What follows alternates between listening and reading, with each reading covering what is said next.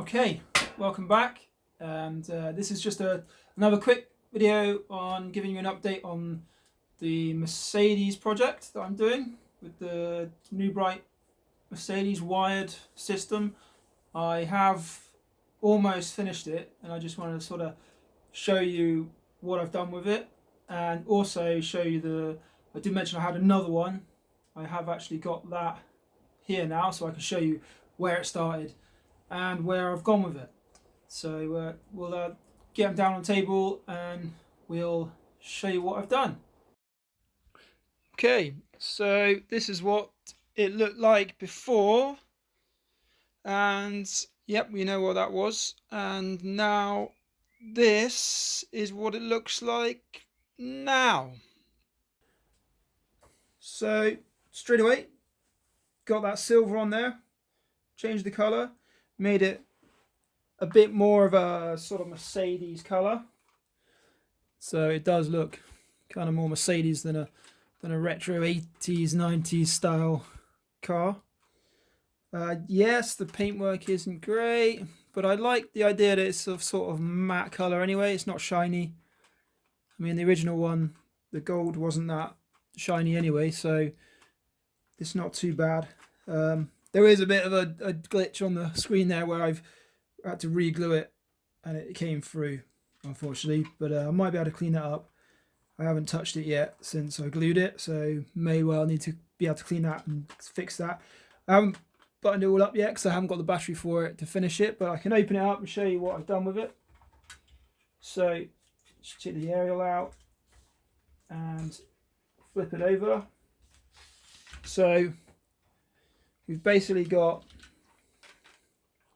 the servo up the front, stuck in there, straight into that pin. So it's working off the arm, and I just modified the arm to go into there. And that's the servo for the steering. Works all right, works well. And then up here we've got the speed controller sat on top of the motor there, and it's basically just straight in with the wires, straight into the motor.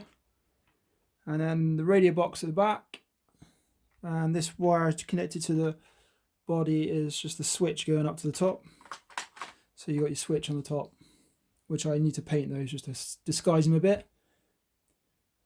Yes, I did have to cut into the back, but as I said, there's a toy and they're not going to want the back seats, and they didn't really use the back seats in the real car anyway. So if I can somehow cover that, so it's just a two-seater and you've still got all the interior in it and everything. So it is fairly undisturbed. Aerial I've put out of a hole there, which would be kind of like the standard radio aerial if there was one.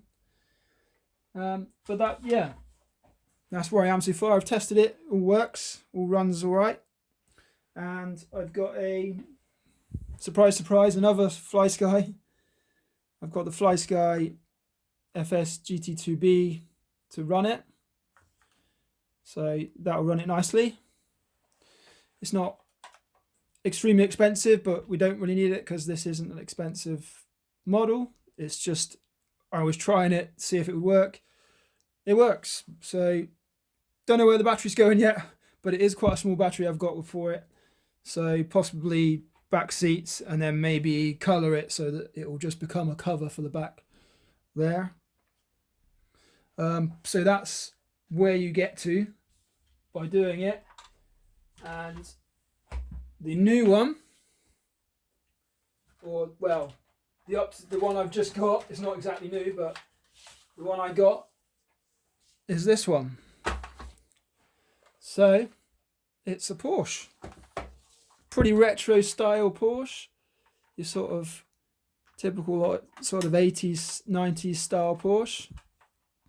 Don't know what model it would have been, doesn't really say underneath either.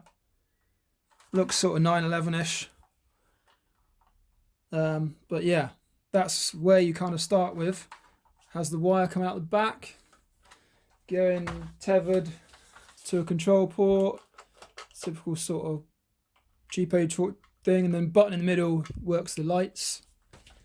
And I've started taking this one apart so you can have a look what's underneath, if I can get it to come apart. So you have the body is all in one with the with that. And then underneath is basically just a motor running the steering. So it's a real slow action steering mechanism. So it's all geared. It's basically like a slow version of the running motor. So it slowly works one way and slowly works the other, which is really, yeah, really rubbish. Then you got the yellow wires going to the lights, crossed over there. 2 wires coming from the steering motor up through the tether. And then 2 wires going, one going up through the tether, one going to this body where the lights are as well. And that's pretty much it. Gearbox in the back with the motor, but that's, yeah, that's your basic setup. So everything has to sort of fit in there like I've done with the other one. But that's what you start with. So all I'm going to do, chop this away, and you basically lose all your controls because all the controls are in this.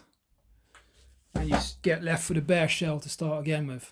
So we'll cut this down, strip it down, and I'll basically do what I've done with that one, and then I can show you it again, and then hopefully by then I'll have that one running, and we can get them both running and see how good they are, see how well they work. This one I'm not colouring. I'm just going to polish up the body, get it looking cleaner, because it's all right body at the moment. Maybe get rid of that gold. It's a bit retro, but yeah, that's it. That's the project of those two.